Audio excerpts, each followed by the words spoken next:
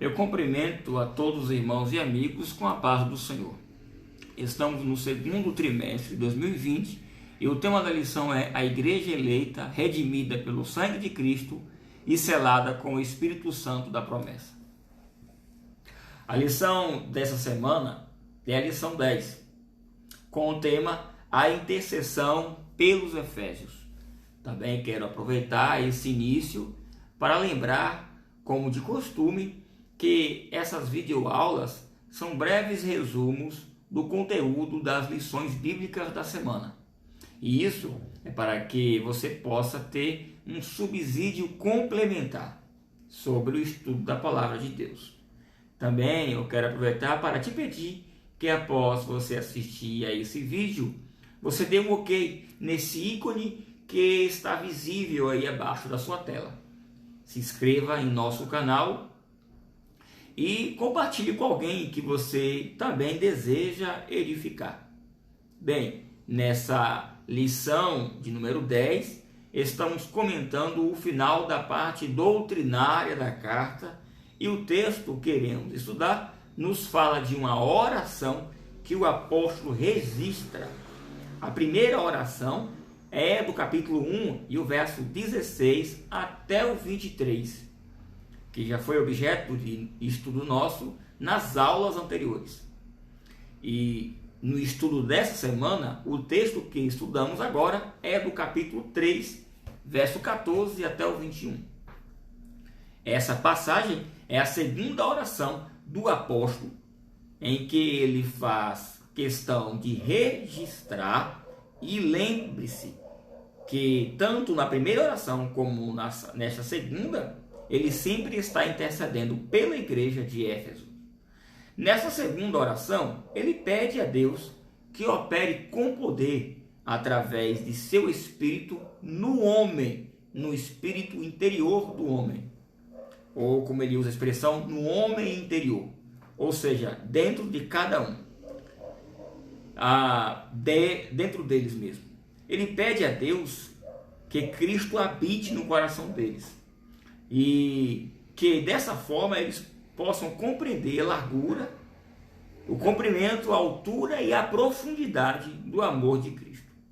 Paulo deseja aos destinatários da carta um aprofundamento no relacionamento com Deus, ou seja, um crescimento da fé, e isso é em um ato contínuo que está sempre se aperfeiçoando.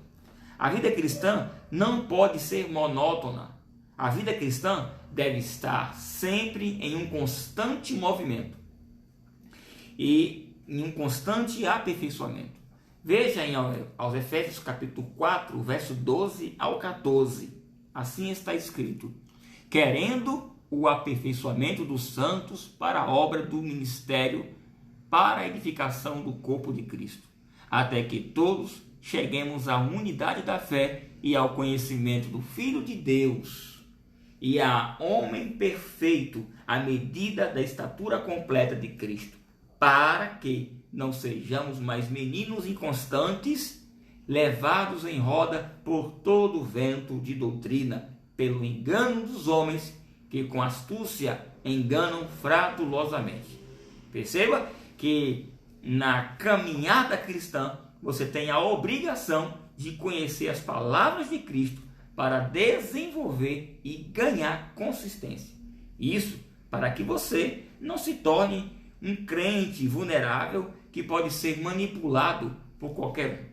A expressão do apóstolo, até que cheguemos à estatura de varão perfeito, quer dizer até que cheguemos à glorificação do corpo, que só irá acontecer no arrebatamento da igreja. Bem, esse já é um outro assunto, mas o crescimento é até esse momento.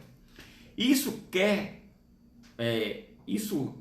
que ele quer que o crente, enquanto estiver na terra, continue sempre crescendo e não despreze o desenvolvimento espiritual.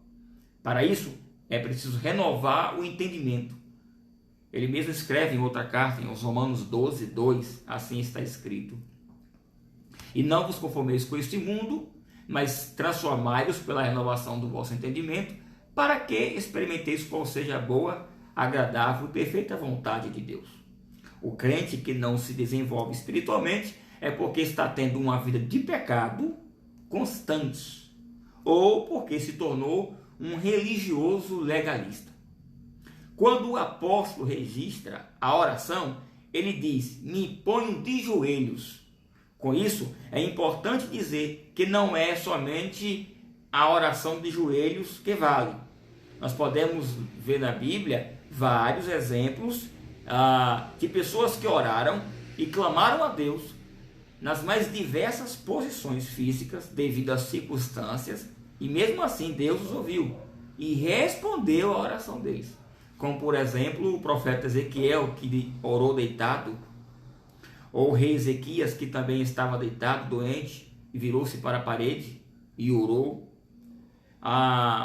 Nós temos também o profeta Jonas, na barriga do peixe, que orou e Deus o escutou e o tirou de lá.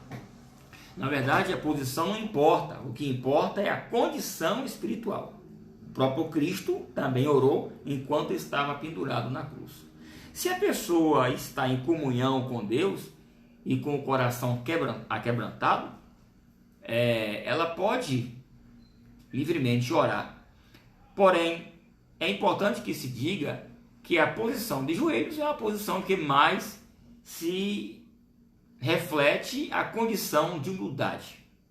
Porém, de nada vale se a pessoa não estiver em comunhão com Deus, porque Deus não responde a pecadores. Meus amigos, Deus não responde a pecadores. Pode até ouvir, mas não responde. Veja João capítulo 9 e o verso 31. Assim está escrito: nós sabemos que Deus não ouve a pecadores. Mas se alguém é temente a Deus e faz a sua vontade, né, ele ouve. Meus amigos, então fica aí essa alerta, né? É preciso ter uma vida de comunhão com Deus. Ainda continuando no texto que estamos comentando, este capítulo 3, no verso 14 até o 15, Paulo diz assim: por causa disso me coloco de joelhos perante o Pai de nosso Senhor Jesus Cristo, do qual toda a família nos céus e na terra toma nome. Nós temos aqui duas coisas importantes. Nós temos que observar aqui, a primeira é que o apóstolo direciona a sua oração a Deus em nome de Jesus. E aqui, a título de uma revisão, porque na aula anterior nós já explicamos essa questão da oração que deve ser direcionada a Deus em nome de Jesus pelo Espírito Santo. E nós temos que prestar atenção para não confundirmos o método da oração com a fórmula batismal. Quando se ora, primeiramente, nos dirigimos a Deus. Segundo, ele diz: no qual toda a família de Deus, nos céus e na terra, toma nome. Ou seja, a família de Deus nos céus, quem são? São os anjos celestes, que não se rebelaram, os santos, ou seja, os crentes salvos, que morreram em Cristo, que Paulo usa a expressão dormiram em Cristo, também chamado de igreja triunfante, ou seja, esses crentes que morreram em Cristo, mas guardando a fé, são chamados de igreja triunfante. Ainda explicando essa questão da oração, quando ele diz que toda a família no céu toma nome, é importante dizer que a expressão tomar nome significa que eles estão sendo representados em Deus na pessoa de Jesus Cristo. Igual quando uma família tradicional de grande prestígio usa o próprio sobrenome como um selo de reconhecimento para patentear documentos e patrimônios, colocando as iniciais em lugares de destaque, ou o brasão. No nosso caso, como Igreja de Cristo, família de Deus, o brasão da nossa grande família em Deus é o nome do Senhor Jesus Cristo. Uma outra coisa nesse texto é que entendemos aqui como que não entendemos aqui como os nossos irmãos católicos entendem. A Igreja Católica, com seus teólogos e padres, ensinam que a Igreja é triunfante, no caso, como já havia dito, os santos que morreram em Cristo estão no paraíso e eles podem se comunicar com a Igreja militante, a Igreja que está na terra lutando pela fé e pela pregação do Evangelho. Então eles podem se comunicar, e que são santos, no caso, esses santos dos céus podem se comunicar e interceder pelos que estão na terra. Não é assim que nós acreditamos. Aos Hebreus capítulo 9, versículo 27, assim está escrito, que aos homens está ordenado morrerem uma só vez, vindo depois disso o juízo. E ainda em Lucas capítulo 16, e o verso 19 ao 31, Jesus vai contar sobre o rico e Lázaro. Ele explica essa questão bem clara, onde há uma separação total dos mortos e dos vivos. A Bíblia descarta a possibilidade de que os mortos possam interceder pelos vivos. Tanto é que é assim que nas duas orações que o próprio apóstolo faz, ele não direciona nenhuma dessas orações a nenhum dos santos, ou ao próprio diácono Estevão, por exemplo, que havia morrido. Não, ele direciona sempre a Deus. No verso 16, o apóstolo usa outra expressão, que ele fala que segundo as riquezas da sua glória. Essa expressão parece mesmo uma expressão muito recorrente em toda a epístola. E como já estudamos nas aulas anteriores, essas riquezas que tanto o apóstolo insiste em frisar são as mesmas que aparecem inicialmente no capítulo 1. E essas bênçãos, como já eu disse, são 6.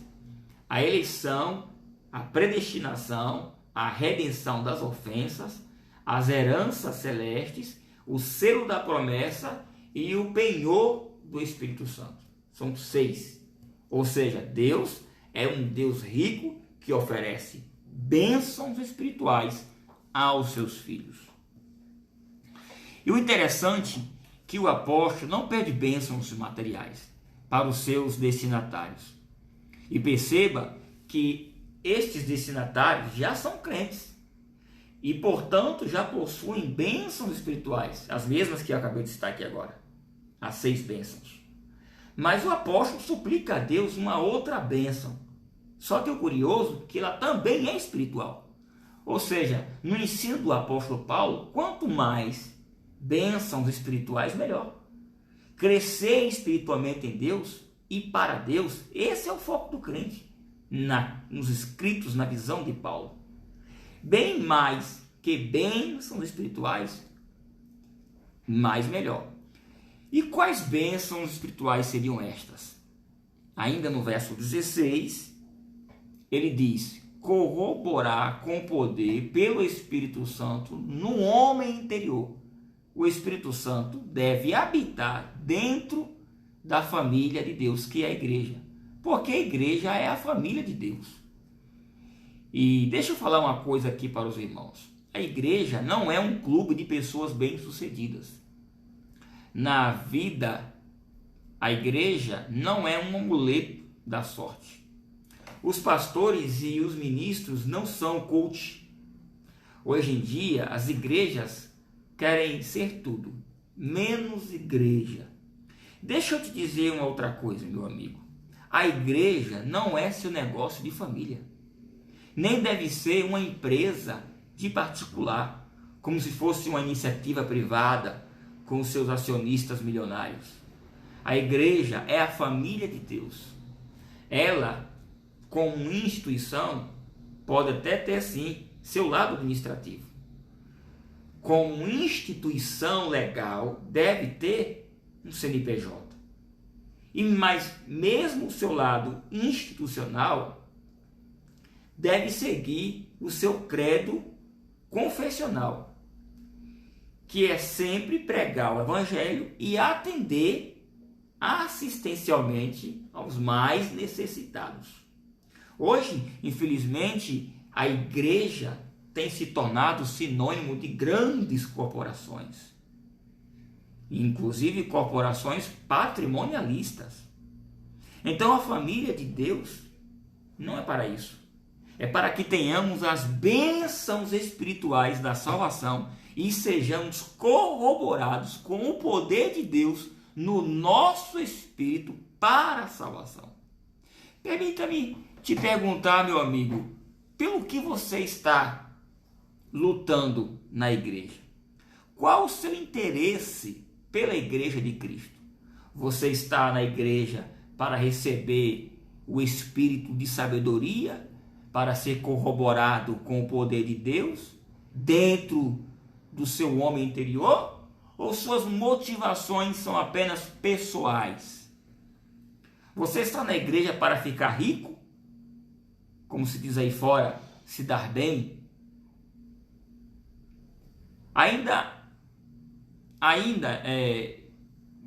Existem aqueles que manipulam, né, o ensino bíblico sobre as riquezas espirituais e sobre a prosperidade de Deus, a providência de Deus para os seus servos, e distorcem essa doutrina bíblica para atender uma expectativa positivista e triunfalista.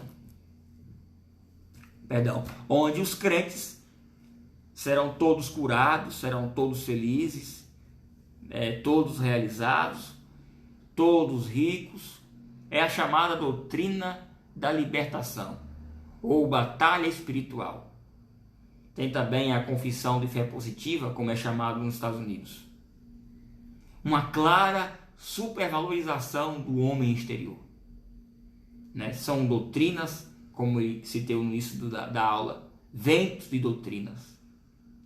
Uma prioridade terrena. A salvação da alma é o maior objetivo da fé cristã, meu irmão.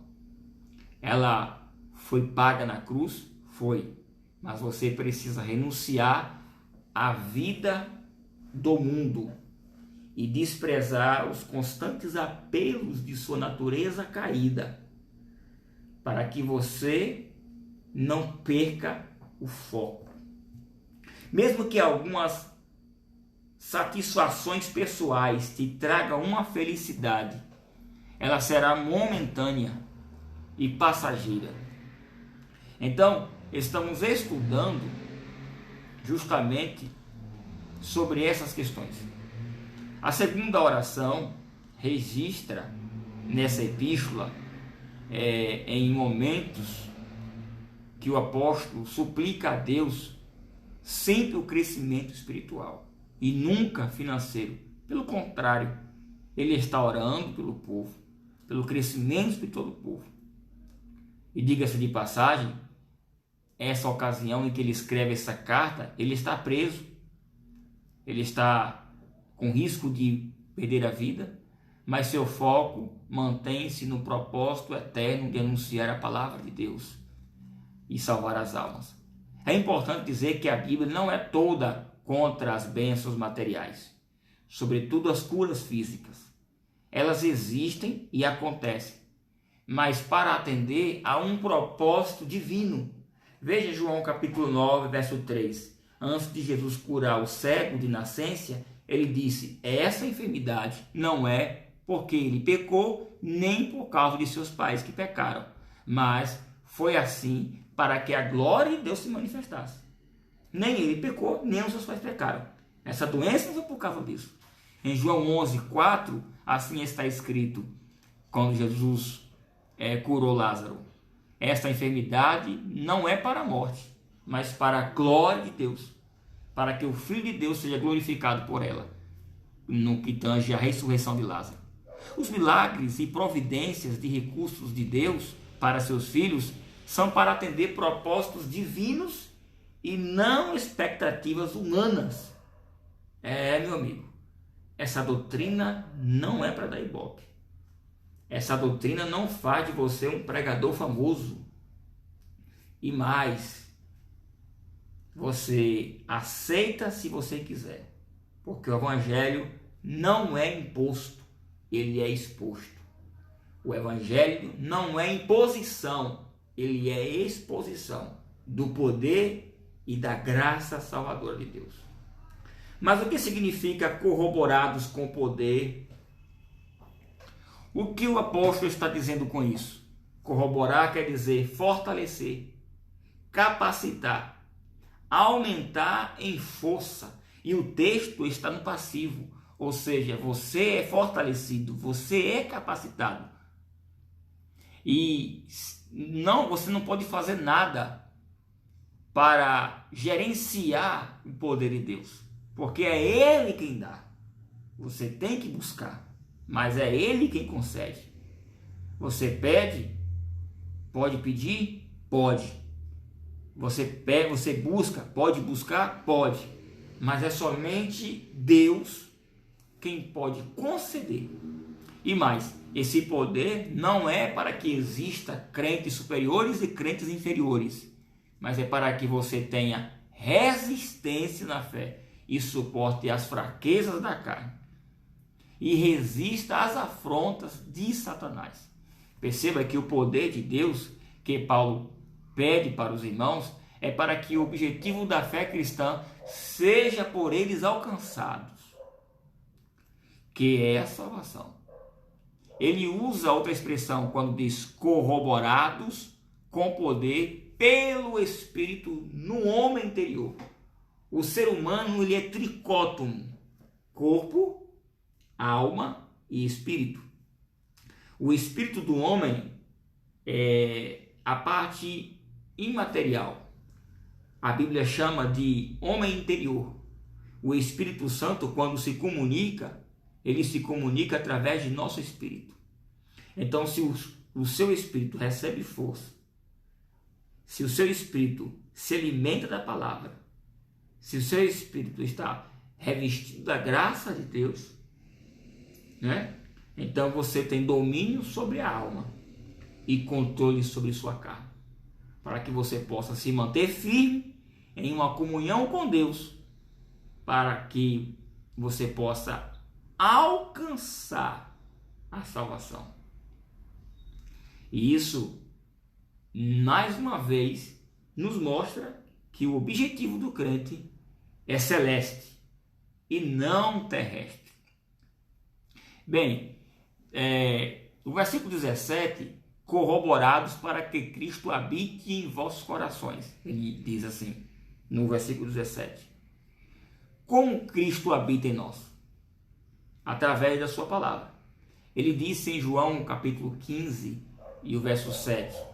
E se vocês estiverem em mim e as minhas palavras estiverem em vós, então então eu estarei em vós. Então, uma igreja poderosa é uma igreja que tem a palavra de Deus, que ama a palavra de Deus. Quer saber o nível espiritual de uma igreja? Veja o valor que ela dá ao ensino da palavra. Quer medir a temperatura espiritual de uma igreja? Veja o valor que ela dá à escola bíblica dominical, por exemplo, que é um termômetro muito bom para saber. Dito isto, meus irmãos, eu quero encerrar com o verso 18 e o 19, onde ele fala do amor que está na valorização da palavra de Deus e a corroboração do Espírito Santo no nosso espírito. Isso nos fará compreender a largura, o comprimento e a altura e a profundidade do amor de Deus. A igreja, ela ama a Deus e ama os homens. Por isso que a igreja tem duas atuações norteadoras de sua presença na sociedade, que é representar Deus e atender aos necessitados. O apóstolo encerra com o verso 20, dizendo que essas bênçãos podem ser alcançadas em Deus e ainda assim teriam mais excedente para nos dar. Quando ele diz que no verso 20 que ele é poderoso para fazer tudo isso e muito mais abundantemente. Que Deus em Cristo vos abençoe e eu aguardo vocês na próxima aula. Amém.